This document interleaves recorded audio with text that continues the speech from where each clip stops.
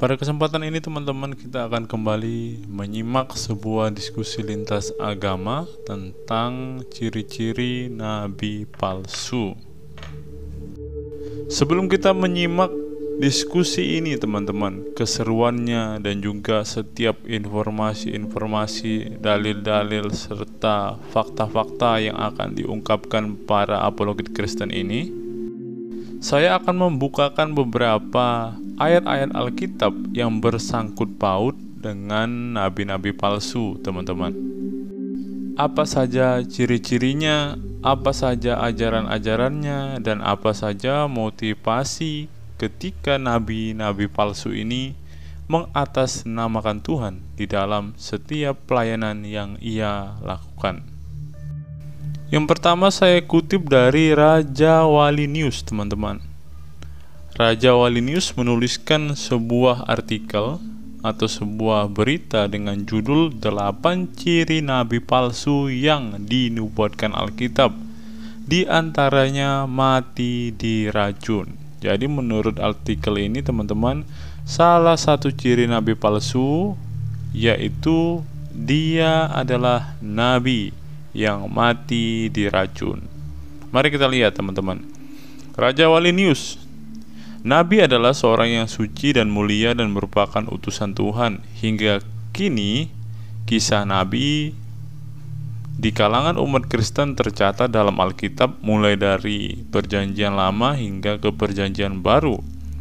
Para nabi adalah perantara Tuhan, tercatat sabda dan menjadi ajaran dan pegangan hidup umat Kristiani. Lalu siapa nabi palsu? Dalam Alkitab menjelaskan tentang nabi palsu dengan ciri-ciri khususnya, dikutip dari Hello@Jedijah-Riani. Yang pertama, menyuruh menyembah Allah lain selain Yahweh. Ulangan pasal 18 ayat 20 sampai 22. Ulangan 18 ayat 20 sampai ayat yang ke-22. Tetapi seorang nabi yang terlalu berani mengucapkan demi namaku perkataan yang tidak kuperintahkan untuk dikatakan olehnya, atau yang berkata demi Allah lain, nabi itu harus mati. Jika sekiranya kamu berkata dalam hatimu, bagaimanakah kami mengetahui perkataan yang tidak difirmankan Tuhan? Apabila seorang nabi berkata demi nama Tuhan dan perkataannya itu tidak sampai, maka itulah perkataan yang tidak difirmankan Tuhan. Dengan terlalu berani nabi itu mengatakannya, maka janganlah gentar kepadanya. Yang kedua, memberikan hawa nafsunya kepada banyak perempuan. Yeremia pasal 20 ayat yang ketiga. Yang ketiga, ternyata mati diracun. Yeremia pasal 23 ayat 15. Yeremia 23 ayat 15. Sebab itu beginilah firman Tuhan semesta alam mengenai para nabi itu. Sesungguhnya aku akan memberikan mereka makan ipuh dan minum racun, sebab dari para nabi Yerusalem telah meluas kefasikan ke seluruh negeri. Yang keempat, mencuri firman Tuhan dari temannya. Yeremia 23 ayat 30. Yeremia 23 ayat 30. Sebab itu sesungguhnya aku akan menjadi lawan para nabi. Demikianlah firman Tuhan, yang mencuri firmanku masing-masing dari temannya. Yang kelima, serigala berbulu domba. Matius 7 ayat 15 sampai 26. Matius 7 ayat 15 sampai 26. Hal pengajaran yang sesat. Waspadalah terhadap nabi-nabi palsu yang datang kepadamu menyamar seperti domba, tetapi sesungguhnya mereka adalah binatang buas. Dari buahnya lah kamu akan mengenal mereka. Dapatkah orang memetik buah anggur dari semak duri, atau buah ara dari rumput duri? Demikianlah setiap pohon yang baik menghasilkan buah yang baik, sedang pohon yang tidak baik menghasilkan buah yang tidak baik. Tidak mungkin pohon yang baik menghasilkan buah yang tidak baik, ataupun pohon yang tidak baik menghasilkan buah yang baik. Dan setiap pohon yang tidak menghasilkan buah yang baik pasti ditebang dan dibuang ke dalam api. Jadi dari buahnya lah kamu akan mengenal mereka. Bukan setiap orang yang berseru kepadaku Tuhan, Tuhan akan masuk ke dalam surga, melainkan dia yang melakukan kehendak Bapa-Ku yang di surga. Pada hari yang terakhir banyak orang yang akan berseru kepadaku Tuhan, Tuhan, bukankah kami bernubuat demi namamu dan mengusir setan demi namamu dan mengadakan mujizat demi nama-namamu juga? Pada waktu itulah aku akan berterus terang kepada mereka dan berkata, aku tidak pernah mengenal kamu. Enyahlah daripadaku, kamu sekalian pembuat kejahatan. Ayat 24, setiap orang yang mendengarkan perkataanku ini dan melakukannya, ia sama seperti orang yang bijaksana yang mendirikan rumahnya di atas batu. Kemudian turunlah hujan dan datanglah banjir. Lalu angin melanda rumah itu, tetapi rumah itu tidak roboh, sebab didirikan di atas batu. Tetapi setiap orang yang mendengarkan perkataanku ini dan tidak melakukannya, ia sama seperti dengan orang yang bodoh yang mendirikan rumahnya di atas pasir. Kemudian turunlah hujan dan datanglah banjir. Lalu angin melanda rumah itu sehingga rubuhlah rumah itu dan hebatlah kerusakannya. Yang keenam, ia ada di padang gurun di dalam bilik. Matius 24 ayat 26. Matius 24 ayat yang ke-26. Jadi apabila orang berkata kepadamu, lihat, ia ada di padang gurun, janganlah kamu pergi ke situ. Dan lihat, ia ada di dalam bilik, janganlah kamu percaya. Yang ketujuh, menyangkal penguasa yang telah menebus manusia di atas kayu salib. 2 Petrus 2 ayat yang pertama. Dan yang terakhir, disesatkan oleh iblis dan disimpan di dalam gua-gua gelap. 2 Petrus 2 ayat yang keempat. 2 Petrus 2 ayat yang pertama dan ayat yang keempat, sebagaimana nabi-nabi palsu dahulu tampil di tengah umat Allah, demikian pula di antara kamu akan ada guru-guru palsu. Mereka akan memasukkan pengajaran-pengajaran sesat yang membinasakan.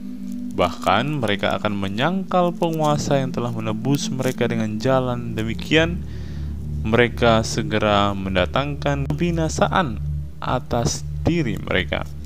Ayat 4, sebab jikalau Allah tidak menyayangkan malaikat-malaikat yang berbuat dosa, tetapi melemparkan mereka ke dalam neraka, dan dengan demikian menyerahkannya ke dalam gua-gua yang gelap, dan menyimpan mereka sampai hari penghakiman. Itulah 8 ciri nabi sebagaimana yang telah dikatakan para nabi dan rasul dan telah dinubuatkan di dalam Alkitab. Berikutnya teman-teman, menurut jawaban merincikan ciri-ciri nabi palsu seperti ini. Selain memperingatkan tentang kehadiran nabi palsu di tengah umat, Alkitab juga menyajikan kepada kita ciri-ciri nabi palsu. Nabi palsu memiliki sifat munafik. Matius 7 ayat 15 menggambarkan tentang nabi palsu yang terkesan tampak baik, tetapi aslinya jahat. Mereka menyamar seperti domba, tetapi sesungguhnya mereka adalah serigala buas. Nabi palsu memiliki pembenaran palsu. Dia teman-teman, nabi palsu punya pembenaran palsu. Dia selalu membenar-benarkan ajarannya, padahal ajarannya tidak berisikan kebenaran sama sekali. Dalam Roma 10 ayat 3 disebutkan bahwa nabi palsu tidak mengenal dan tidak takluk kepada kebenaran Allah, melainkan berusaha mendirikan kebenaran mereka sendiri. Nabi palsu disebut juga guru-guru palsu. 2 Petrus 2 ayat 1 menuliskan bahwa akan tampil guru-guru palsu di tengah umat dengan pengajaran-pengajaran sesat yang berujung kebinasaan. Mereka menyangkal Yesus Kristus yang telah menebus mereka, sehingga mendatangkan juga kebinasaan atas diri mereka sendiri. Nabi palsu memberitakan Injil palsu seperti yang disampaikan dalam Galatia 1 ayat yang ke-8. Nabi palsu mempunyai mujizat palsu. Matius 24 ayat 24. Nabi palsu dapat saja melakukan mujizat, tetapi mujizat yang dilakukan tidak datang dari Tuhan. Mereka dapat melakukan itu dengan sihir-sihirnya yang dapat menipu umat manusia. Nabi palsu mengajak orang lain untuk menyembah Allah lain. Dalam Ulangan 13 ayat 1 sampai yang ketiga dituliskan bahwa jika ada seorang nabi yang memberitahukan tanda atau mujizat yang kemudian membujuk orang lain untuk mengikuti Allah lain dan bukan Allah Tritunggal, maka janganlah mendengarkan perkataan nabi tersebut, sebab jelaslah bahwa nabi itu adalah nabi palsu. Nabi palsu menyangkal dan tidak mengakui Tuhan Yesus. Dalam 1 Yohanes 4 ayat 1 sampai yang ketiga dikatakan, "Saudara-saudaraku yang kekasih, janganlah percaya kepada setiap roh, tetapi ujilah roh-roh itu, apakah mereka berasal dari Allah? Sebab banyak nabi-nabi palsu yang telah muncul dan pergi ke seluruh dunia." Nabi-nabi palsu tidak mengakui Tuhan Yesus, tetapi mereka menyangkalnya. Perkataan nabi palsu tidak berasal dari Allah. Ulangan pasal 18 ayat 20 menjelaskan bahwa nabi palsu akan dengan lancang menyampaikan sesuatu nama Allah, padahal Allah tidak memerintahkannya, atau bahkan nabi palsu itu secara langsung mengaku berbicara atas nama Allah-Allah lain. Jadi dari buah hidupnya kita dapat mengenali nabi-nabi palsu. Apakah berasal dari Allah atau dari iblis atau dari si jahat? Yang berasal dari Allah akan menghasilkan buah-buah roh. Sebaliknya, jika tidak berasal dari Allah, akan membuat kita tersesat dan semakin menjauh dari Allah. Itulah ciri-ciri yang dituliskan secara jelas oleh Alkitab tentang nabi-nabi palsu, di mana mereka adalah orang yang mati diracun. Mereka adalah orang-orang yang hidup di dalam gua. Mereka adalah orang yang selalu memutarbalikkan kebenaran. Berikutnya, mereka juga selalu mengatasnamakan Tuhan atas setiap ajaran-ajarannya, dan yang lebih parah, mereka menganggap diri mereka adalah Tuhan. Seperti yang saya singgung di awal video ini, teman-teman, kita akan menyaksikan sebuah diskusi lintas agama yang akan membahas secara khusus tentang ciri-ciri nabi palsu ini. Kira-kira siapakah orang-orang yang meneruskan ajaran ini sampai sekarang? Mari kita saksikan video ini sampai selesai dan kita akan menemukan jawabannya secara lengkap, secara rinci, sesuai dengan fakta, data, dan juga dengan dalil-dalil yang valid. Selamat menyaksikan, Tuhan Yesus memberkati kita semua. Shalom teman-teman, kembali lagi bersama saya di channel Good News. Di dalam channel ini kita akan membahas tentang iman kekristenan.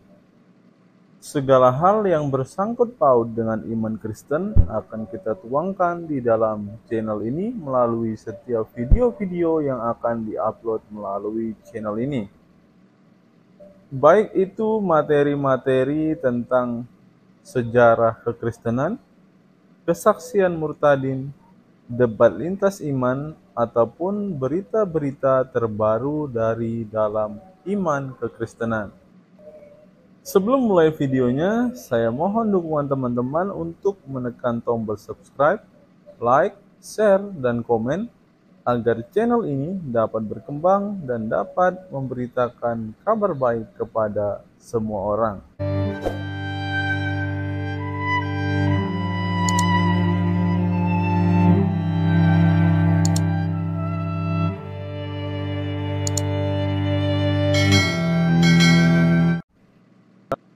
Channel ini mempunyai sebuah program, yaitu program membaca Alkitab selama 1 tahun. di mana di setiap akhir video ini kita akan bersama-sama membaca Alkitab dari Kejadian sampai Wahyu. Dalam satu hari kita akan membaca sebanyak 3 pasal. Bagi teman-teman yang berminat untuk membaca Alkitab bersama-sama dengan saya, silakan teman-teman simak video ini sampai selesai agar kita bersama-sama bertumbuh, memahami Alkitab, bahkan dapat melawan setiap orang yang selalu menjelek-jelekan iman kepercayaan kita kepada Yesus Kristus. Sebelum mulai video ini, ada baiknya teman-teman menyeduh kopi terlebih dahulu, agar dalam menyaksikan setiap video dari dalam channel ini, teman-teman tidak mengantuk dan teman-teman bisa fokus untuk menyimak setiap video-video yang akan diupload melalui channel ini. Selamat menyaksikan dan Tuhan Yesus memberkati kita semua. Saya bisa sabar. Saya mau kasih telanjang dia, saya mau kasih ajur dia. Bentar. Sabar. Enggak, saya mau stop. Ini final ya. Final. Jadi Pak Bombom menjawab, ini final terakhir. Ya, oke. Habis itu gantian bertanya. Oke. Ngerti ya? Oke. Perhatikan ya semua, kau dengar suka master. Ya sudah, kau dengar master ya. Sebentar, semua. Kau undang pendeta toh? Kau ketemu pendeta master ini. Iya, dan kita lihat. Dengar. Oke, timer sudah oke? Oke, kita masuk. Ciri-ciri nabi palsu adalah begini semua, kau perhatikan. Beginilah firman Tuhan terhadap para nabi yang menyesatkan bangsaku, yang apabila mereka mendapat sesuatu untuk dikunyah, maka mereka menyuruhkan damai. Tetapi terhadap orang yang tidak memberi sesuatu di dalam mulut mereka menyatakan perang. Nabimu menyatakan perang kan? Kalau tidak dapat sesuatu kah? Nabimu kan suka berperang, oke? Iya, Semua dari tadi merampok kan? Tadi kamu belum sebut saya punya pertanyaan, belum jawab saya punya pertanyaan ya. Tadi di dalam Matius ya, kau tentang Yesus memberikan kuasa, oke? Yesus memberikan kuasa dalam Matius 10. Perhatikan di sini, kau belum jawab pertanyaan saya. Yesus, kau mau jawab, kau bermain di Matius 17. Kau tidak paham itu Matius 7 ayat 15. Kau lihat, perhatikan di sini, Yesus katakan apa? Sembuhkanlah orang sakit, bangkitkanlah orang mati, tahirkanlah orang kusta, usirlah setan-setan.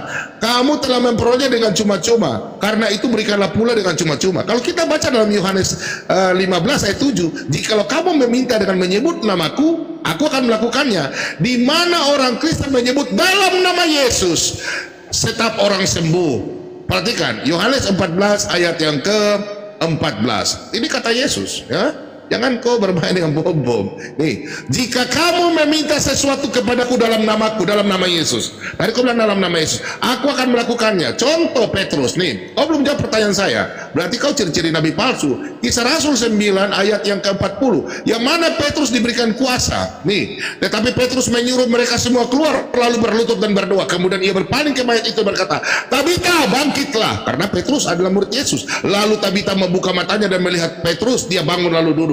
Petrus memegang tangannya dan membantu dia berdiri. Kemudian ia memanggil orang-orang kudus beserta janda-janda, lalu menunjukkan kepada mereka bahwa perempuan itu hidup. Petrus diberikan kuasa dalam nama Yesus. Kemudian kau menghina bilang Paulus. Ini dalil ya, cuma kau lihat ini. Kemudian Kisah Rasul 20 ayat yang ke-9. Kau lihat Paulus ini. Pertanyaan saya sama kau belum jawab. Seorang pemuda bernama Eutikus duduk di jendela. Karena Paulus amat lama bicara, orang muda itu terdapat menahan kantuknya. Akhirnya ia tertidur lelap, jatuhlah tertinggal ketiga di bawah.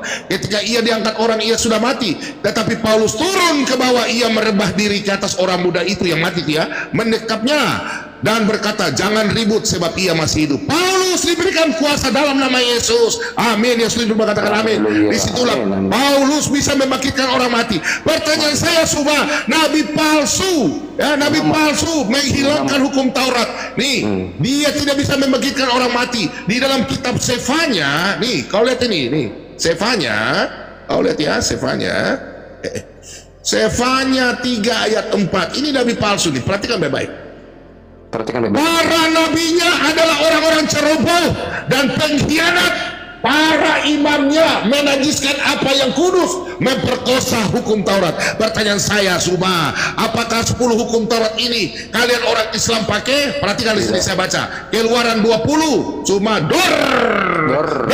Kau tidak jawab pertanyaan saya. Perhatikan, Suma. Keluaran ini 20, ke-10 firman Tuhan.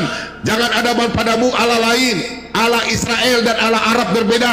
Allah kalian zat, Allah Israel roh. Kemudian jangan ada padamu, ya, kemudian jangan membuat bagimu patung atau apapun kau menyembah. Orang Kristen tidak pernah menyembah, ya. Yang ketiga, yang ketiga, jangan engkau menyebut Tuhan Allahmu dengan sembarangan. Orang Kristen panggil Yosua Hamasya, ya, Sema Israel Adonai Elohenu Ehad. Yesus Kristus adalah dalam kata dor. Kemudian kuduskan hari Sabat. Kalian orang Islam kuduskan Sabat di mana? Tidak ada. Menghilangkan hukum Taurat. Kemudian menghormati ayah ibumu. Enggak, kalian enggak ada. Membunuh, kalian membunuh. Berzina, kalian suka berzina. Kawin lebih daripada satu. Jangan mencuri. Kau mencuri kolor merah sampai sekarang ditanya kolor merahnya kemana. Jangan mengucap saksi dusta. Di mana kau bersaksi dusta dalam goa? Kau mengatakan Nabi Muhammad adalah Nabi bertemu dengan Jibril. Siapa saksinya? Silakan kau jawab. Dor. Jangan mengingini Nabi palsu. Nabi tidak boleh kawin dengan anak kecil. Di sini kau mengingini ibu janda maupun apa. Ini Nabi palsu. Gak boleh kawin anak kecil. Gak boleh kawin pembantu. Gak boleh, ya. Silakan kau jawab. Masih ada waktu saya? Masih ada waktu? Sudah habis. Silakan semua kau jawab saya. Nabi palsu mati diracun, ya. Menghilangkan hukum Taurat. Sudah selesai, ya. Kemudian Nabi palsu. Nah, karena Nabi palsu ini berdosa. Habis. Oke, selesai. Makasih. Sudah. Sudah. Oh, jawab, ya. Jawab. Jawab, ya. Yang diterangkan oleh Yesus di dalam Matius 7. Diam. Sekarang giliran Palidara. Sebentar, santai aja, santai. Sobat santai aja. Di mute lagi. Jawab, ya. Jadi saya bicara tadi di mute. Santai. Padahal kalian ini komal kalian loh. Iya, tenang. Jangan dia biasa dengan Suma. Oke, Suma. Santai. 5 menit kamu menghabisi waktu. 5 menit. Jawab pertanyaan saya, Suma. Jangan kau narasi liar. Tunjukkan Nabi-Mu, Nabi asli bisa membangkitkan orang mati. Ini ngomong saya loh. Yang lain diam, Diam dong. Diam dong. Kau yang diam dulu. Aku lagi ngatur ini. Ngerti nggak? Ya, Sekarang giliran Palidara bertanya, kau menjawab. Waktunya masing-masing 5 menit. Di mute lagi. Santai aja napa. Kau bisa Silakan, Suma. Bisa ngerti diatur nggak, Juma? Iya. Nggak usah di mute. Kau satpam kan? Satpam kan ya? Ngerti dong? Makasih. Iya, saya satpam. Terima kasih. Santai. Tuhanmu mati dibunuh satpam Romawi. Nanti saya jawab. Kau belum jawab, Suma. Gimana? Apa giliran saya nih? Diam dulu. Giliran Palidara Makanya nih saudaraku ini penyembah korban satpam. Aduh, gimana? Anak onta. Tahu kan tadi yang pertama. Suma diam dulu. Bro, tenang. Sekali. Biar penggugat bicara dulu. Ya, nggak usah bot. Suma diam dulu ya, biar Pak Bob tangani. Oke, penggugat bicara. Kita diam dulu. Biar moderator bicara dulu. Kita diam dulu. Ya. Sekarang giliran Palidara bertanya 5 menit. Kau menjawab 5 menit. Tadi kan pertama kau yang mulai. Iya, bahasa Nabi palsu kan kita ini. Iya. Masih pakai Nabi palsu, paham ya? Nabi palsu. Iya, sekarang. Iya, palsu, paham ya. Palidara siap, Palidara? Baik, silakan. Ya, 5 menit ya. Walaupun saya dizolimi, silakan. Tidak apa-apa. Santai. Beda. Kau dizolimi, kau memang zolim. Ya, Bom 2 kali sesinya, 3 kali, saya cuma 2 kali. Habis itu kamu masuk. Padahal ini giliran saya. Takut. Kalian yang benar-benar takut. Santai, Zu. Saya kenapa lagi ini yang masuk? Kasih ulang 5 menit. Ini waktu saya, kenapa si Rabies ini yang masuk? Sebentar, Suma sabar. Itu saya ditonton ribuan orang. Teman-teman dengar ya. Pertama Suma yang narasi, Pak Bobom sudah jawab. Iya, tapi ini kan sesi saya loh. Iya, sabar. Suma sabar dulu. Saya bicara dulu santai. Jadi tadi pertama Zuma kemudian Pak Bom. Terus Suma sudah 2 kali. Terus Pak Bom yang kedua. Pak Bom sudah 2 kali ya. Iya. Suma sudah 2 kali. Nah sekarang Suma yang biarkan. Sebentar. Sekarang penggugat ikut aturan. Penggugat kasih time 5 menit. Sama dengan Suma jawab dulu. Kenapa kamu nggak jawab, Bong? Saya sudah jawab, sabar. Saya tanya, siapa umat yang memanggil Yesus Tuhan, bernubuat pakai nama Yesus? Iya, dengar. Yang lain diam dulu. Siapa? Dia menunjukkan begini Babe, sabar. Suma, sebentar teman-teman ya, tolong diam. Babe diam dulu. Teman-teman tolong diam ya. Saya kan tanya Sebentar. Ini kan judulnya nabi palsu. Tadi Suma sudah 2 kali, bom sudah 2 kali. Adakah kamu menjawab pertanyaan saya? Sabar dulu. Sekarang Suma menjawab 5 menit, ya Suma tanggapi. Tadi pertanyaan saya, sabar. Saya sudah jawab tadi, saya sudah jawab dengan ayat ya. Sabar, aduh Suma ini nggak bisa diskusi. Silahkan sekarang kau jawab, nabi palsu ya, nabi palsumu yang dari Arab itu bisa membangkitkan orang mati. Silahkan kau jawab, silahkan 5 menit. Silahkan penggugat. Silahkan Suma. Ya mana nabi palsu ciri-cirinya adalah membangkitkan orang mati mana? Itu nabi asli, nabimu kan nabi palsu jadi bisa membangkitkan orang mati. Berarti Petrus juga nabi? Loh, Petrus itu murid Yesus bukan nabi. Gimana sih? Tadi katanya syaratnya harus membangkitkan orang mati. Mana dalilnya? Sekarang kau bilang nabi palsu siapa? Kau mau lari ke Paulus kan? Sekarang kita bicara nabimu. Nabi Muhammad bisa membangkitkan orang mati nggak? Bukan nabi palsu menurut Yesus Kau bisa diatur. Kau jelaskan saja nabimu. Sebentar, Pak Bom, diam. Lu bisa diatur nggak jadi orang? Lu mau diskusi mau bisa diatur nggak? Pertanyaan saya sekali lagi, lu sebagai anggota, sebagai member, pertanyaan saya tidak di. Yang lain diam. Kamu bisa diatur apa tidak? Pertanyaan saya tidak dijawab. Kamu bisa diatur apa tidak? Tadi udah dijawab Pak Bom. Mana ada? Kalau otak lu nggak nyampe, jangan salahin orang lain. Siapa yang memanggil Yesus Tuhan? Lu kan satpam. Kalau dibanding sama orang yang gelarnya dokter kayak gua, ya sorry to say, lu gua tendang kemana-mana. Lu cuma jadi bola doang. Ya, cuma jadi satpam agama penjajah. Ya boleh. Punya bos pun orang Kristen, makan gaji dari orang Kristen. Memang gitu. Ya, kau diam. Penjajah memang tabiatnya kayak sama moderator, kau stop aja udah. Agama penjajah yang gitu, silakan. Monyong, POC itu agama penjajah memang gitu. Agama penjajah itu kau. Mekah itu punya siapa? Botol, kamu debat sama aku. Penjajah lanjut. Kamu debat sama aku, hah? Silakan. Agama penjajah itu agamamu, ya. Agamamu, ya, yang di Mekah sono itu pun bukan mulai Indonesia merdeka. Lu mau adu sama gua? Indonesia merdeka dari penjajah. Lu jawab. Penggugat sabar, jangan terpancing. Begini Suma. Begini Suma ya, yang membawa agama Kristen. Begini Suma. Sebentar ya. Sudah bertanya lah kalian. Suma. Sebentar. Saya maklum kapasitas kalian kok. Monyong. Bertanyalah. Siapa? Mekah itu punya siapa? Bertanya. Mekah itu punya siapa sebelum penjajah bertanya, silakan. Agama penjajah. Begini. Sabar. Pak Bom diam dulu. Sebelum Mekah itu bertanyalah. Punya siapa? Jawab. Bertanyalah. Mekah itu punya siapa sebelum Nabi mau datang? Silakanlah bertanya, wahai umat penjajah, silakan. Sebelum Nabi mau datang, Mekah itu punya siapa? Penerus agama penjajah, silakan bertanya. Punya siapa? Mekah itu punya siapa? Penerus agama penjajah. Hah? Punya siapa? Punya siapa? Aku nggak dijawab. Kalau begitu diam masuk. Diam. Agama penjajah. Yang lain diam dulu. Yang lain diam. Silakan. Teman-teman kalau tetap layar ya. Kalau tetap layar ya. Suma keok. Silakan. Yang mau bertanya silakan. Hancur. Silakan 5 menit Anda bertanya habis itu. Habis itu saya minta pertanyaan saya dijawab ya. Silakan. Yang lain diam, sabar ya. Oke, silakan 5 menit pertanyaannya. Pertanyaannya Mekah itu langsung aja udah lu jawab. Mekah sebelum ada nabimu itu punya siapa? Punyanya Paulus. Siapa ya? Punyanya Paulus. Ketahuan. Botol. Innalillahi wa inna ilaihi Rolling Stone. Dalam meninggal Suma hari ini, nabinya tidak bisa membangkitkan orang mati. Innalillahi wa inna ilaihi. Saya bertanya. Ini kelasmu, ini kelas kalian. Ini kelas kalian. Suma, kau tidak jawab. Tadi kau bilang ciri-ciri nabi palsu. Kau punya nabi nggak bisa bangkitkan orang mati, berarti ciri nabi palsu tidak punya mujizat. Gimana? Mana coba tunjukkan di saya ciri nabi palsu itu tidak bisa membangkitkan orang mati, mana dalilnya? Loh, Yesus kan suruh orang bisa membangkitkan orang mati. Nabi-nabi bisa membangkitkan orang mati. Berarti sekarang nabimu bermujizat. Saya tunjukkan bernubuat. Yang tadi yang dikatakan buah nabi palsu apa?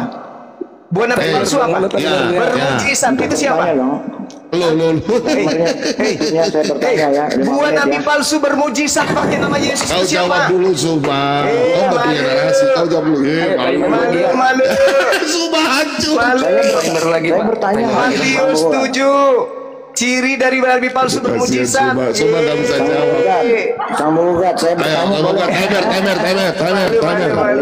Saya bertanya tentang nabi palsu, ciri-ciri nabi palsu ya. Iya, silakan. Baik Zuma, Silakan. Ya yang hadap lah kalau mau diskusi beradab. Iya, kamu dari tadi kayak guguran dia, seorang baru masuk lu nyocok. Ya, jadi salah mullah, salah lulah ya. Jadi begini, di Sahih Bukhari 4428 Muhammad sebelum mampus mengatakan, wahai Aisyah, aku masih merasakan sakit yang diakibatkan oleh makanan yang aku makan di Khaybar. Dan pada saat ini aku merasa urat nadiku seperti sedang dipotong oleh racun itu.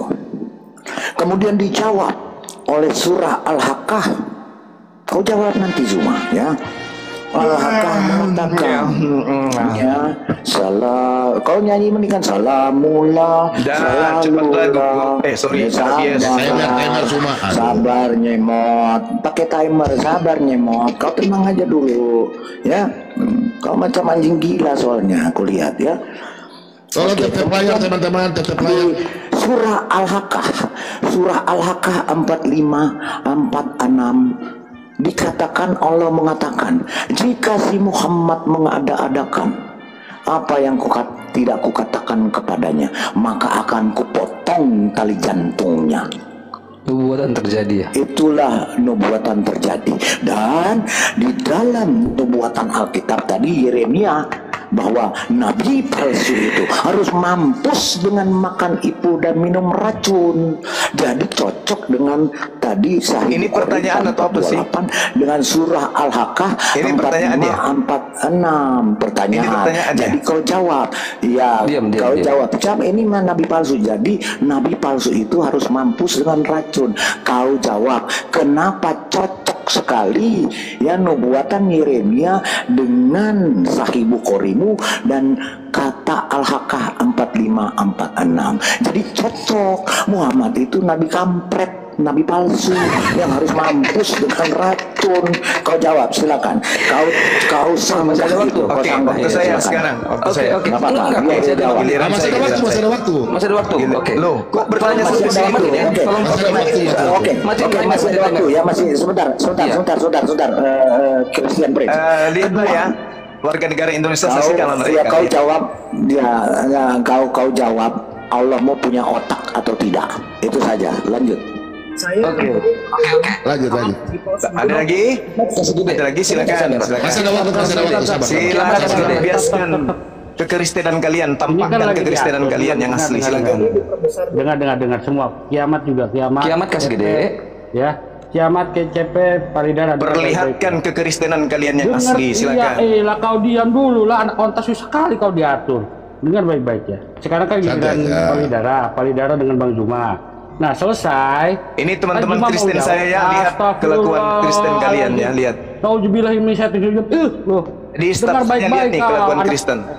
Sabar Suba. Bisa diatur nggak mulutmu? Ya dengar baik. Sekarang kita Paridara dengan Paridara dengan Bang Zuma. Nanti Bang Zuma akan menjawab. Ya toh? Biasa ya, dua-dua. Habis itu nanti giliran kiamat atau nanti giliran CP, terserah yang mana. Tergantung Pak Bom, ya. Gitu ya. Oke. Itu masih ada waktu. Kau buktikan bahwa si Muhammad itu bukan nabi palsu, setan itu yang harus mampus dengan racun sesuai dengan Sahih Bukhari tadi 44. Ini macam mana? Al-Haqqah 45-46. Udah. Sudah. Oke. Gantian saya lagi gantian. Sesuai dengan berkenaan dengan nubuatan di dalam Alkitab. Kau jawab silakan. Terus Sudah, waktu saya lah. Kedua, kau buktikan bahwa Allah mau punya otak. Kau buktikan bahwa Allah SWT mau punya otak, Zuma. Silakan. Baik, yang punya otak itu hanya makhluk. Kayak Tuhanmu Yudas itu punya otak karena dia makhluk udang, punya otak. Jadi Anjing punya otak, buaya punya otak, monyet punya otak. Nah, itu. Jadi yang punya otak itu makhluk, itu sembahanmu. Ya, terjawab. Jawab. Allah Subhanahu wa taala itu Maha tahu. Dia bukan makhluk. Yang punya otak itu makhluk. Diam. Ini waktu saya. Allah SWT-mu lebih rendah dari anjing dan monyet. Silakan lanjut. Dasar agama penjajah. Jadi saya kembalikan. Diam dulu gigi palsu. Karena kau katakan tadi anjing sama monyet punya otak. Kalau SWT-mu tidak punya otak, berarti oleh SWT-mu lebih rendah daripada Yesusmu punya otak. Berarti setara dengan berarti setara dengan Yesus punya otak. Anjing punya otak, berarti setara kan? Silakan 5 menit waktu Suma. Biar Suma bicara dulu, silakan. Silakan Suma bicara dulu. Silakan. Oke, silakan. Saya. Oke. Nabi tadi. Kalau Anda berbicara mengenai nabi palsu, sejazirah Arab menerima Rasulullah Muhammad SAW sebagai nabi. Itu derita lo. Sedangkan kalau racun yang Anda jadikan sebagai dasar pijakan nabi palsu, lihat tuh si Yudas. Di dalam Yohanes 19 nomor 30, sesudah meminum anggur asam itu, berkatalah dia, sudah selesai, lalu matilah dia. Nyedos, mampus. Yudas di atas tiang salib minum racun, langsung mati saat itu juga. Rasulullah tidak mati pada saat dia diracun dia Khaybar. Paham? Dia hidup selama 4 tahun, sedangkan Yudas mati hari itu juga yang kau sembah. Mampus. Oke? Kemudian berkaitan dengan mujizat. Di dalam pengakuan Yesus yang kalian hindari, saudara bom-bom kamu tidak jawab tadi. Siapa agama yang menghasilkan buah-buah nabi palsu menurut Yesus? Menyembah Yesus, memanggil Yesus Tuhan, bernubuat pakai nama Yesus, mengusir setan pakai nama Yesus. Dan yang paling dahsyat apa? Bermujizat pakai nama Yesus. Jedar. Tidak paham juga? Paulus bermujizat, oke. Petrus bermujizat, oke. Lukas bermujizat, oke. Widara si gigi palsu bermujizat, oke. Bom-bom bermujizat, oke. Tapi kata Yesus, dari buah nabi palsu itu bisa kau lihat. Salah satunya bermujizat pakai nama Yesus. Tepuk tangan umat Islam sedunia. Makanya bom-bom tidak bisa menjawab.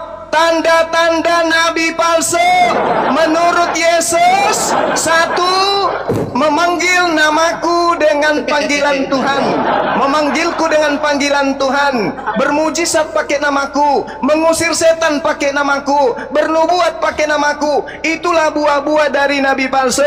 Hindu tidak pakai nama Yesus, Islam tidak pakai nama Yesus, Buddha tidak pakai nama Yesus. Hanya Kristen penyembah Yudas yang menggunakan nama Yesus bermujizat. Jedar. Oke, makanya bom-bom tak berani jawab ketika saya tanya, di manakah buah-buah nabi palsu ini melekat? Ya, mengusir setan pakai nama Yesus, bermujizat pakai nama Yesus, bernubuat pakai nama Yesus, memanggil Yesus Tuhan. Itu di mana? Hindu, Buddha, Islam atau Kristen? Disitulah buah-buah nabi palsu itu. Jangan kemana-mana, ke Sahibu Hari, ke hadis ini. Ente sopo lah baca hadis saya kagak tahu. Jangan ke kitabnya orang Yahudi. Kalau berbicara mengenai kitabnya Yahudi, nabi palsu itu berasal dari Yerusalem. Dalilnya di Yeremia 23. Jelas sekali bahwa nabi-nabi Yerusalem telah terlihat dan mengerikan. Kemudian mereka berzina, mereka berkelakuan tidak jujur, mereka kemudian berlaku seperti Sodom. Nah, agama mana yang meresmikan di dalam rumah ibadahnya Sodom-Sodoman, Sodom-Sodom, Sodot-Sodom, pendeta mengawinkan Sodom-Sodom? Itu jadi nabi-nabi Yerusalem kefasikannya telah menyebar ke seluruh dunia. Yeremia 23. Makanya Kristen itu kenapa hanya dilengketkan aib? Karena dikatakan, aku akan menimpakan kepadamu aib yang kekal dan noda yang kekal yang tidak akan terlupakan. Habis kenapa? Karena ya, ajaran Kristen itu adalah supaya ajaran nabi palsu. Sabar, lap keringat, ambil tisu. Jadi habis pertanyaan saya, saudara bom-bom, lap keringat. Pertanyaan saya bom-bom, dan kamu juga Lidara, ya, dan kau juga CP Congorpedia, dan kau juga Kiamat. Di mana buah-buah palsu ini melengket? Memanggil Yesus Tuhan, bermujizat pakai nama Yesus, mengusir setan pakai nama Yesus, bernubuat pakai nama Yesus. Tolong tunjukkan buah-buah nabi palsu ini di mana? Kalau bukan di Kristen, lalu di mana lagi? Hah? Di mana lagi? Yesus mengatakan dia melakukan bukan kehendak Bapa. Kalian menyembah Yesus bukan kehendak Bapa. Kalian makan babi bukan kehendak Bapa. Kalian melakukan apapun tidak ada kehendak Bapa. Jadi sekali lagi saya katakan kepada kalian semuanya, saudara-saudara saya, mudah-mudahan kalian bisa waras.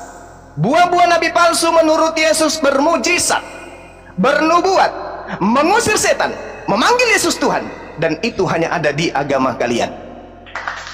Adakah agama selain Kristen yang menghasilkan buah-buah ini? Ada? Tunjukkan. Itu di mana? Di mana? Di mana? Di mana CP? Oh CP. Kiamat. Siapa agama yang memiliki buah-buah nabi palsu tadi? Silakan Anda jawab. Kalau tidak sanggup dengan mulut, dengan kuping, atau dengan pantat, silakan.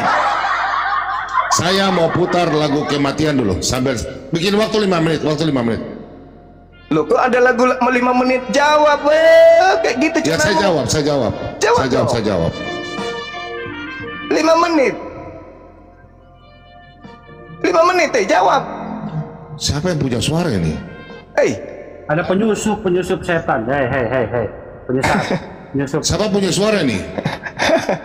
Sidik. Juma, lu bilang sama Sidik suruh keluar. Jawab 5 menit. Kalau mau dilanjutin, jawab. suruh dia keluar. Kalau dia nggak keluar, ini stop dan lu kalah. Dia mana? Dia pakai nama mana? Jawab 5 menit. Suruh dia keluar dulu. Malah mau menyanyi. 2. Itu Ardiansyah. 3. Jangan menyanyi, jawab. Dia masuk lewat mana? Dia sengaja pakai mati itu, coba. Setan, mau keluar nggak lu? Coba di daftarnya. Iya, jawab. Di mana buah-buah nabi palsu tersebut berada? Teman-teman, Setan keluar. sabar. Yang lain keluar dulu. Suma ini saya mau jawab, sabar ya. Iya. Jangan menyanyi-nyanyi apa itu. Iya, tolong. Yesus tidak Tolong yang lain diam. Kalau tidak ada saran kasih ulang lagi. Oke. Dengar Suma. Tadi Suma mengatakan, dengar Suma. Pertanyaan saya. Saya bentar Suma, saya jawab. Bikin 5 menit.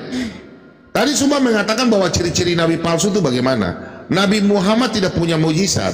Tertulis dalam Ulangan 18 ayat 22, apabila seorang nabi berkata demi nama Tuhan dan perkataannya itu tidak terjadi dan tidak sampai, maka itulah perkataan yang tidak difirmankan Tuhan dengan terlalu berani. Nabi itu telah mengatakan, maka janganlah gentar kepadanya. Ciri-ciri nabi palsu, firman Tuhan tidak pernah diberikan kepada luar bangsa Israel. Ulangan 6 ayat 13 sampai 15, 2 Raja-Raja 5 ayat yang ke-15, Mazmur 147 ayat 19 sampai 20. Firman Tuhan tidak pernah diberikan kepada bangsa lain, hanya diberikan kepada bangsa Israel. Sekarang nabimu di mana membuat mujizat, sedangkan Yesus memberikan kuasa. Kalau kau mengutip dalam Matius 7 ayat 15 sampai 23, disitulah ciri-ciri nabi palsu. Suma, kau baca perikopnya di situ tentang nabi palsu, pengajaran sesat. Dan memang kita tidak pungkiri di situ untuk orang-orang yang mengaku mengikuti Yesus, tapi mengikuti Yesus memakai nama Yesus, tapi mereka berbuat jahat, mereka melakukan kejahatan, pembunuhan. Pada waktu mereka mati, mereka berkata, oh kami Yesus, kami berbuat. Nyalah kau iblis. Jelas di situ untuk orang yang mengaku, seperti Anda punya teman-teman bilang kami mengikuti ajaran Yesus, kami sunat. Itulah contoh untuk orang nabi palsu. Sekarang Anda tidak menjawab ya. Yesus memberikan kuasa, Matius 10 ayat 8 ya. Paulus, kalian selalu bilang, kau selalu bilang Paulus nabi palsu. Paulus bisa membangkitkan orang mati ya. Firman Tuhan katakan dalam Yeremia 14 ayat 14. Kau dengar ini, saya baca ya. Yeremia 14 ayat 14. Tadi Ulangan 18 ayat 21 sudah dor. Sekarang Yeremia 14 ayat 14. Kau dengar ini. Jawab Tuhan kepadaku, para nabi itu bernubuat palsu demi namaku. Aku tidak mengutus mereka. Tuhan tidak pernah mengutus nabimu, tidak memerintahkan kepada mereka dan tidak berfirman kepada mereka. Mereka membuatkan kepadamu penglihatan bohong, ramalan kosong, dan tipu rekan hatinya sendiri. Nabi palsu ciri-ciri itu tukang tipu. Sedikit-sedikit mau melakukan sesuatu turun ayat. Selesai dalam Yeremia 14 ayat yang ke-26. Kalau kita baca di sini ya. Yeremia 14. Kita baca di sini. Nah, kemudian di dalam Kita baca di dalam nubuatan ya. Tadi kau tidak bisa menunjukkan mujizat-mujizat itu semua. Saya pikir kau hanya berkata bahwa ciri-ciri nabi-nabi palsu, sedangkan nabimu tidak bisa bernubuat. Minta maaf ya. Di dalam Yeremia 23 ayat yang ke-25, saya buka di sini. Yeremia 23 ayat yang ke-26 saja ya. 26. Kemudian di sini ya 26. Di sini 26 sampai bila mana hal itu ada dalam hati para nabi yang bernubuat palsu dan bernubuatkan tipu rekaan hanya hatinya sendiri. Nabi ini bilang bulan terbelah, nyatanya bulan tidak pernah terbelah. Nabi ini beroleh mimpi, biarlah menceritakan mimpinya, dan nabi itu beroleh firmanku, biarlah mereka menceritakan firmanku, padahal tidak pernah disampaikan. Nah kemudian kau katakan bahwa nabimu punya ini. Dari tadi kau tidak jawab bernubuat punya mujizat. Mujizatnya mana? Sorry, cuma tidak ada mujizat sama sekali. Ya, saya pikir tidak ada mujizat. Kemudian yang terakhir ya, Zuma, hampir lagi saya lupa. Zuma, kau jelaskan mujizat nabimu di mana? Karena nabi-nabi Israel punya mujizat, ya, bernubuat tentang kedatangan Yesus. Kau tidak jawab tadi pertanyaan saya. Karena Yesus katakan siapa yang mengikuti namanya berkuasa. Ya, itu untuk nabi palsu. Kalau di luar nabi itu, nabi palsu tidak punya mujizat. Kau tunjukkan saja mujizat. Oke? Saya itu saya satu mujizat. Oke. Silakan. Ya. Jadi saudara-saudara, kita simak Pak Bom ini ya, yang mengaku hebat dari segala pendeta, ternyata dia tidak sanggup kemudian membuktikan buah-buah penyebutan dari buah nabi palsu, tidak sanggup dia sebutkan di mana. Karena memang yang bermujizat, mengusir setan, bukan hanya ada di Kristen. Oke.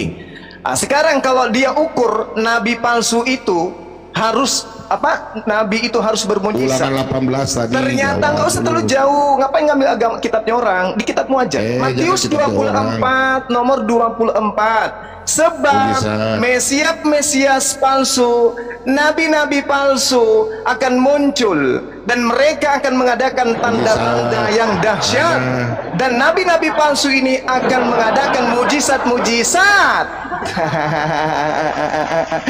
Nabi-nabi palsu ini akan melakukan mujizat-mujizat. Matius 24 nomor 24. Jedar. Matius 24 nomor 24. Nabi-nabi palsu akan melakukan mujizat-mujizat sehingga menyesatkan orang-orang pilihan juga. Oke. Jadi kalau Anda mencari mujizat, ternyata mujizat itu ada pada nabi-nabi palsu. Matius 24 nomor 24. Oke. Oke ya, jelas ya. Matius 24 nomor 24.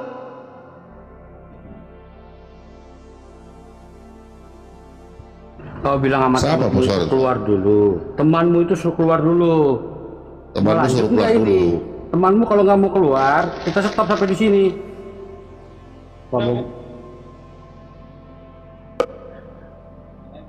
Nggak mau keluar, nggak mau keluar. Lu nggak mau keluar, nggak mau keluar, nggak mau keluar, nggak mau keluar. 3, 2, 1, selesai. Lu nggak mau keluar. Ngajar nih ya. Temen lu nggak dia naikin lagi lu selamanya, keluar nggak? 1, 2, 3, 4, sabar, 5, 6. Dikecilin dulu. Dikecilin dulu ininya. Teman-teman, kita rungkat dulu ya, baru kita naik lagi ya. Rungkat dulu ya. Ini kan ajaran Islam begini. Setan. Islam nggak bisa menjawab. Itu cara lu ya. Hancur ini, hancur. Mereka bikin kita. Iya, rungkatin dulu lah. Kau kacau.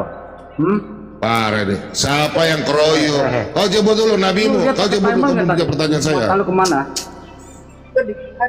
Rungkatin aja dulu. Ini Islam nggak? Rungkat dulu ya. Kita rungkat dulu ya. Baru kita naik ya. Teman-teman, kita rungkat dulu ya. Islam. Rungkat dulu. Setelah kita menyaksikan bersama-sama diskusi yang sangat seru dan sangat menegangkan ini, teman-teman, tentunya saya berharap teman-teman dapat sebuah kesimpulan, dapat sebuah jawaban. Sebenarnya ciri-ciri nabi palsu dan ajaran-ajaran palsu itu ada di dalam ajaran saudara muslim kita. Tapi anehnya sampai detik ini pun mereka masih saja mengimani, mempercayai dan mengakui bahwa Rasulullah itu adalah rasul penutup atau nabi penutup bagi agama mereka. Padahal pada kenyataannya, apa yang diajarkan di dalam agama ini semuanya tidak masuk akal. Contohnya saja tentang surga yang modelnya seperti ini. Dan kenikmatan terbesar yang diberikan Allah Subhanahu wa Ta'ala di surga adalah pesta seks. Kenapa? Karena ini yang disuruh tahan di dunia oleh laki-laki. Apakah ajaran ini masuk akal? Mungkinkah ketika kita ada di surga, di tempat yang suci, di tempat yang kudus, di tempat di mana Tuhan ada di sana, kita dapat melakukan hal-hal yang duniawi seperti ini? Silahkan teman-teman tuliskan di kolom komentar video ini. Sekian video kita hari ini teman-teman. Kiranya video hari ini memberkati kita semua. Seperti biasa teman-teman, channel ini mempunyai program membaca Alkitab selama 1 tahun. Khususnya kita akan membaca Alkitab dari kitab Kejadian sampai kepada kitab Wahyu. Setiap hari kita akan membaca Alkitab. Dari setiap kitab yang kita baca 3 pasal. Dan pada kesempatan ini kita akan kembali membaca Alkitab dari Bilangan pasal yang ke-7 sampai kepada pasal yang ke-9.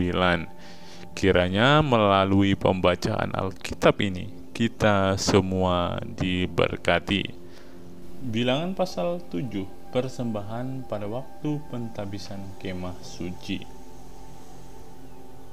Pada waktu Musa selesai mendirikan kemah suci, diurapinya dan dikuduskannya lah itu dengan segala perabotannya, juga mesbah dengan segala perkakasnya.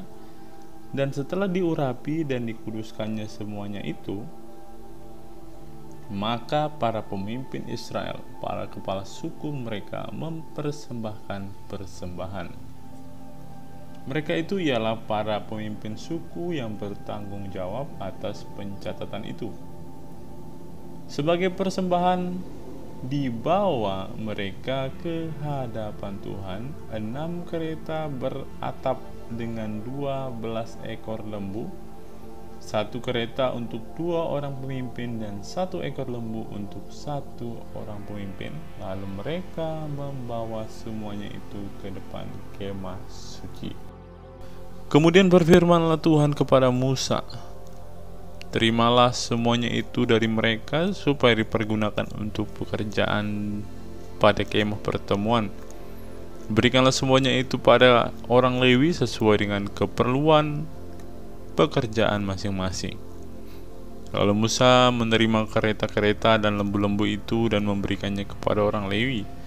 2 kereta dengan 4 ekor lembu diberikannya kepada Bani Gerson sesuai dengan keperluan pekerjaan mereka, dan 4 kereta dengan 8 ekor lembu diberikannya kepada Bani Merari sesuai dengan keperluan pekerjaan mereka di bawah pimpinan Itamar anak Imam Harun itu.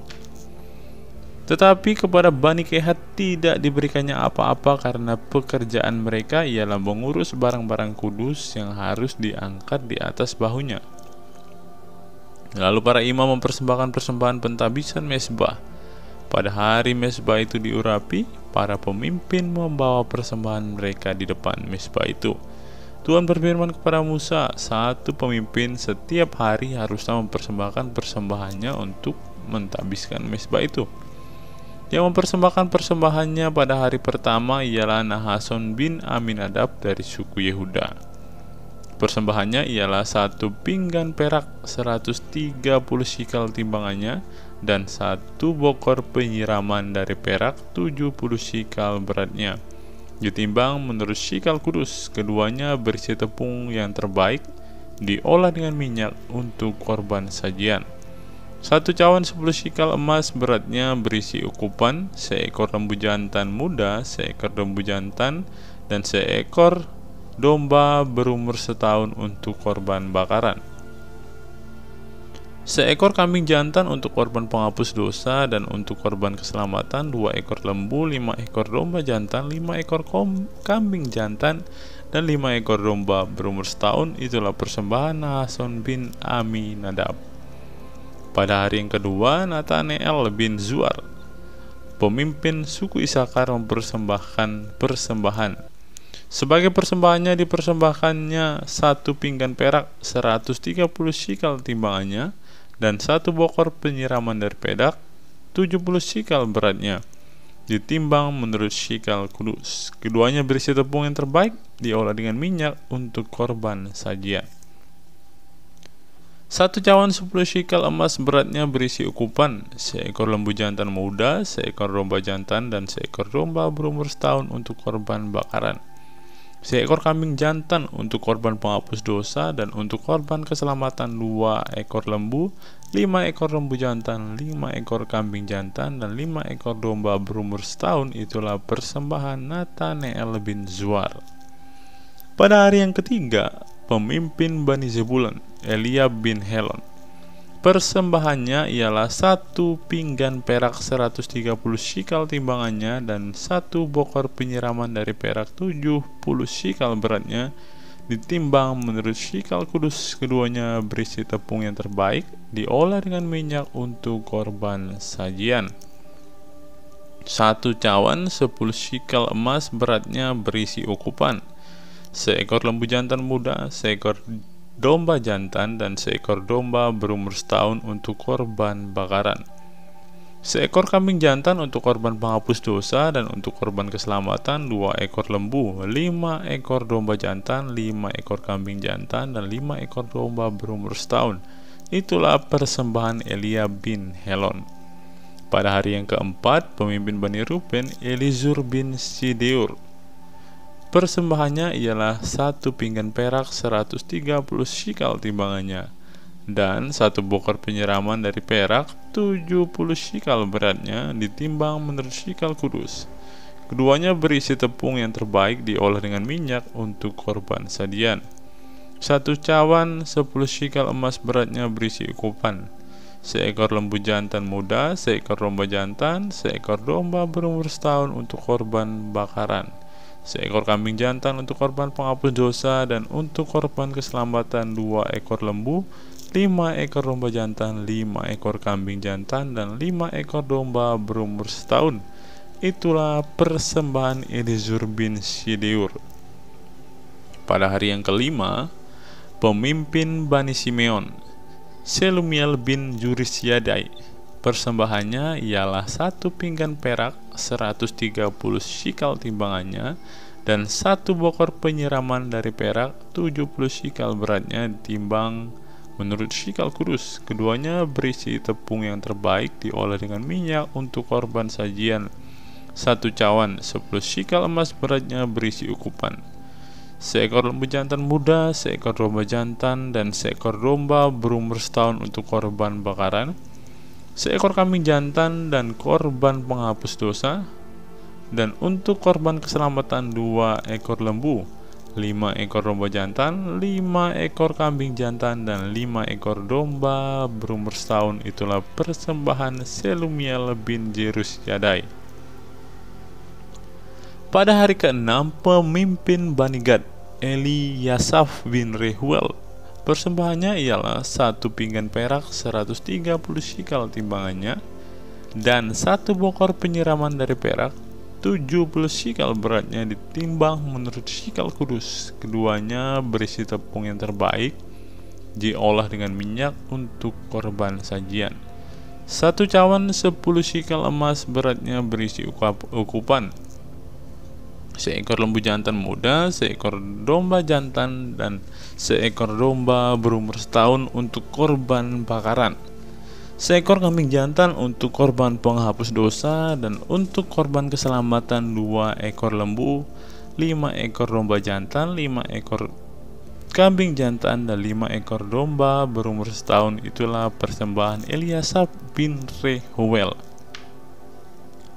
Pada hari yang ke-7, pemimpin Bani Efraim, Elishama bin Amihud, persembahannya ialah 1 pinggan perak 130 shikal timbangannya, dan 1 bokor penyiraman dari perak 70 shikal beratnya, Ditimbang menurut Syikal Kudus, keduanya berisi tepung yang terbaik diolah dengan minyak untuk korban sajian. 1 cawan 10 sikal emas beratnya berisi ukupan. Seekor lembu jantan muda, seekor domba jantan, dan seekor domba berumur setahun untuk korban bakaran. Seekor kambing jantan untuk korban penghapus dosa, dan untuk korban keselamatan 2 ekor lembu, 5 ekor domba jantan, 5 ekor kambing jantan, dan 5 ekor domba berumur setahun. Itulah persembahan Elisama bin Amihud. Pada hari ke-8 pemimpin Bani Manasye Gamaliel bin Pedazur, persembahannya ialah 1 pinggan perak 130 sikal timbangannya, dan 1 bokor penyiraman perak 70 sikal beratnya. Ditimbang menurut Syikal Kudus, keduanya berisi tepung yang terbaik diolah dengan minyak untuk korban sajian. 1 cawan 10 sikal emas beratnya berisi ukupan. Seekor lembu jantan, seekor domba jantan, dan seekor domba berumur setahun untuk korban bakaran. Seekor kambing jantan untuk korban penghapus dosa, dan untuk korban keselamatan 2 ekor lembu, 5 ekor domba jantan, 5 ekor kambing jantan, dan 5 ekor domba berumur setahun. Itulah persembahan Gamaliel bin Pedazur. Pada hari ke-9 pemimpin Bani Benyamin Abidan bin Gideoni, persembahannya ialah 1 pinggan perak 130 sikal timbangannya, dan 1 bokor penyiraman dari perak 70 sikal beratnya. Ditimbang menurut Syikal Kudus, keduanya berisi tepung yang terbaik diolah dengan minyak untuk korban sajian. 1 cawan 10 sikal emas beratnya berisi ukupan. Seekor lembu jantan muda, seekor domba jantan, seekor domba berumur setahun untuk korban bakaran, seekor kambing jantan untuk korban penghapus dosa, dan untuk korban keselamatan 2 ekor lembu, 5 ekor domba jantan, 5 ekor kambing jantan, dan 5 ekor domba berumur setahun. Itulah persembahan Abidan bin Gideoni.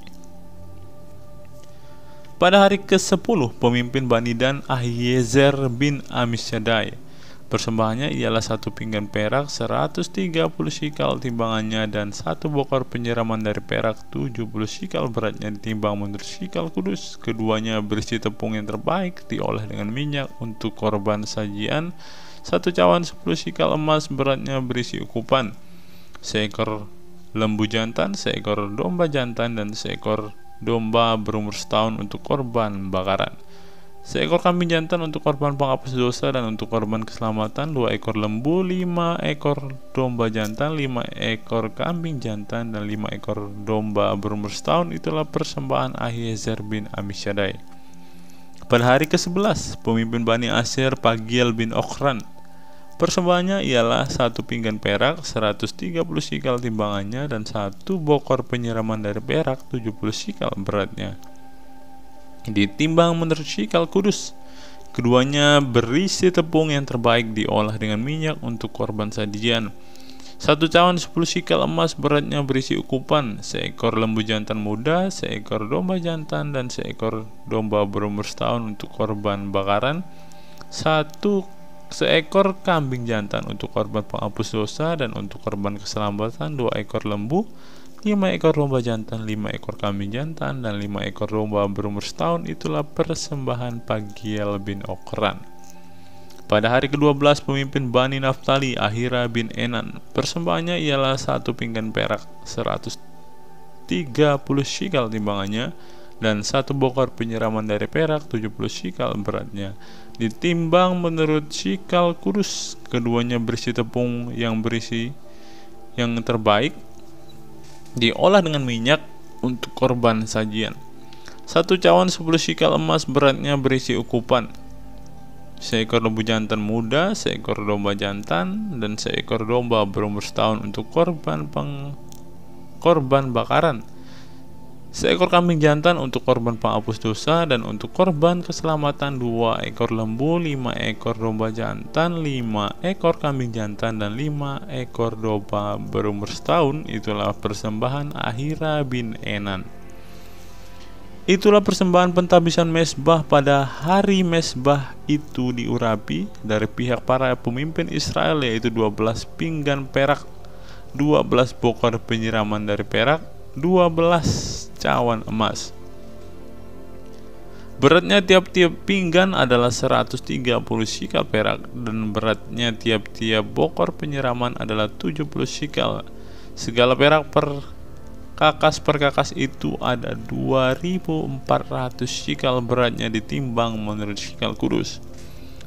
Selanjutnya 12 cawan emas berisi ukupan, tiap-tiap cawan 10 shikal beratnya ditimbang menurut shikal kudus. Segala emas cawan itu ada 120 shikal beratnya.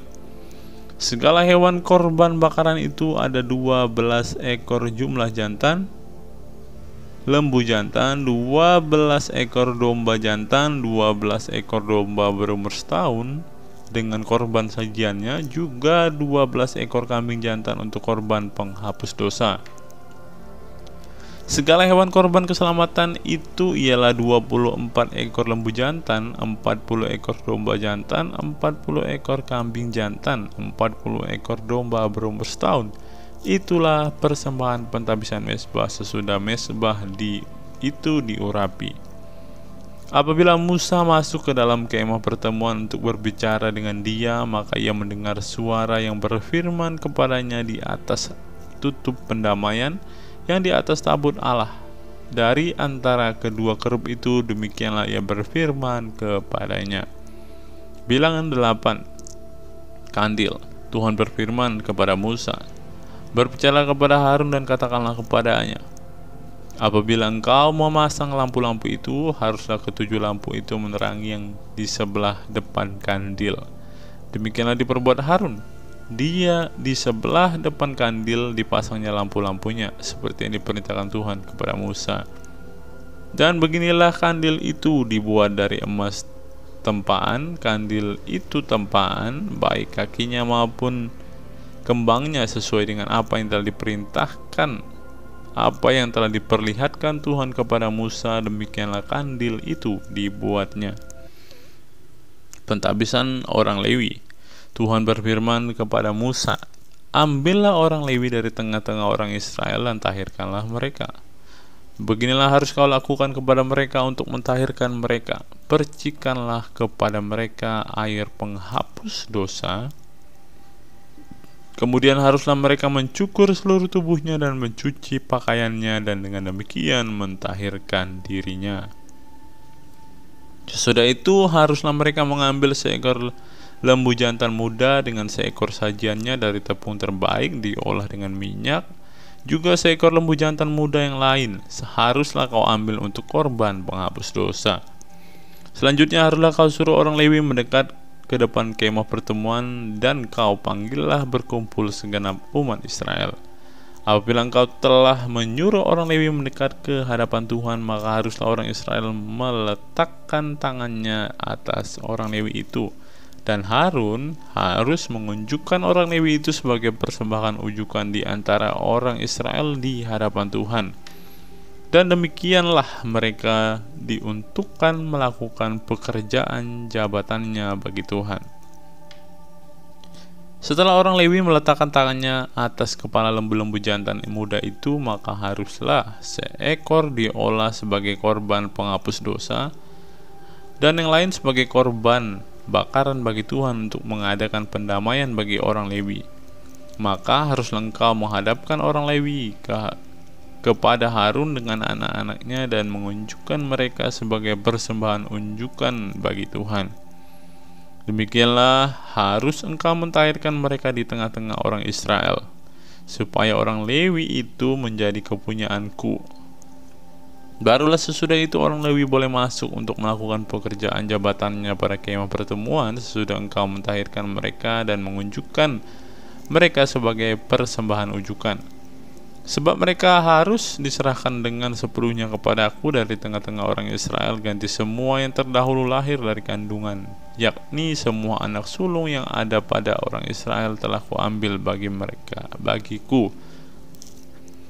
Sebab semua anak sulung yang ada pada orang Israel, baik manusia maupun dari hewan, adalah kepunyaanku. Pada waktu aku membunuh semua anak sulung di tanah Mesir, aku telah menguduskan semuanya itu bagiku.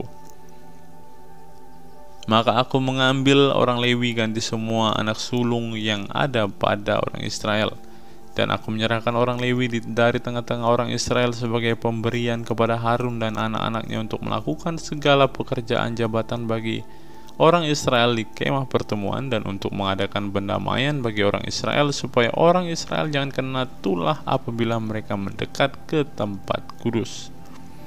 Lalu Musa, Harun dan segenap umat Israel melakukan yang demikian kepada orang Lewi, tepat seperti yang diperintahkan Tuhan kepada Musa mengenai orang Lewi, demikianlah dilakukan orang Israel kepada mereka. Orang Lewi itu menghapus dosa dari dirinya dan mencuci pakaian mereka. Kemudian Harun mengunjukkan mereka sebagai persembahan ujukan di hadapan Tuhan untuk mengadakan pendamaian bagi mereka sambil mentahirkan mereka. Sesudah itu masuklah orang Lewi untuk melakukan pekerjaan jabatan mereka di kemah pertemuan dan di bawah pengawasan Harun dan anak-anaknya. Seperti yang diperintahkan Tuhan kepada Musa mengenai orang Lewi, demikianlah dilakukan kepada mereka. Awal dan akhir masa kerja Lewi. Tuhan berfirman kepada Musa, inilah yang berlaku bagi orang Lewi, setiap orang yang berumur 25 tahun ke atas wajib tugas supaya ia bekerja pada kemah pertemuan. Tetapi jika ia berumur 50 tahun haruslah ia dibebaskan dari pekerjaan itu sehingga tak usah ia bekerja lebih lama lagi. Ia boleh membantu saudara-saudaranya di kemah pertemuan dalam menjalankan tugas mereka, tetapi tidak usah lagi menjabat pekerjaan itu. Demikianlah harus kau lakukan kepada orang Lewi mengenai tugas mereka. Bilangan 9. Ketetapan-ketetapan mengenai perayaan Paskah. Tuhan berfirman kepada Musa di padang gurun Sinai pada bulan pertama tahun yang kedua sesudah mereka keluar dari tanah Mesir. Orang Israel harus merayakan Paskah pada waktunya. Pada hari yang ke-14 bulan ini, pada waktu senja haruslah kamu merayakan. Pada waktu yang ditetapkan menurut segala ketetapan dan peraturannya haruslah kamu merayakannya. Lalu Musa menyuruh orang Israel merayakan Paskah. Maka mereka merayakan Paskah pada bulan yang pertama pada hari yang ke-14 bulan itu pada waktu senja di padang gurun Sinai, tepat seperti yang diperintahkan Tuhan kepada Musa, demikianlah dilakukan orang Israel. Tetapi ada beberapa orang yang najis oleh karena mayat sehingga tidak dapat merayakan Paskah pada hari itu. Mereka datang menghadap Musa dan Harun pada hari itu juga. Lalu mereka berkatalah kepadanya, sungguh pun kami najis oleh karena mayat, dengan dasar apakah kami dicegah mempersembahkan persembahan bagi Tuhan di tengah-tengah orang Israel pada waktu yang ditetapkan? Lalu jawab Musa kepada mereka, tunggulah dahulu, aku hendak mendengar apa yang diperintahkan Tuhan mengenai kamu. Lalu berfirmanlah Tuhan kepada Musa, katakanlah kepada orang Israel, apabila salah seorang di antara kamu keturunanmu najis oleh karena mayat, atau berada dalam perjalanan jauh, maka ia harus juga merayakan Paskah bagi Tuhan. Pada bulan yang kedua, pada hari yang ke-14, pada waktu senja, haruslah orang-orang itu merayakannya beserta roti yang tidak beragi dan sayur pahit haruslah mereka memakannya. Janganlah mereka meninggalkan sebagian daripadanya sampai pagi, dan satu tulang pun tidak boleh dipatahkan mereka. Menurut segala ketetapan Paskah haruslah mereka merayakannya. Sebaliknya, orang yang tidak najis dan tidak dalam perjalanan tetapi lalai merayakan Paskah, orang itu haruslah dilenyapkan dari antara orang-orang sebangsanya, sebab ia tidak mempersembahkan persembahan yang kepada Tuhan pada waktunya. Orang itu akan menanggung akibat dosanya. Apabila seseorang asing yang telah menetap padamu hendak merayakan Paskah bagi Tuhan, maka haruslah ia merayakannya menurut segala ketetapan dan peraturan Paskah. Satu ketetapan harus berlaku bagimu, baik bagi orang asing maupun bagi orang Israel asli. Tiang awan memimpin perjalanan Israel. Pada hari didirikan kemah suci, maka awan itu menutupi kemah suci, kemah hukum Allah, dan pada waktu malam sampai pagi awan itu ada di atas kemah suci kelihatan seperti api. Demikianlah selalu ada awan menutup kemah pada waktu malam kelihatan seperti api.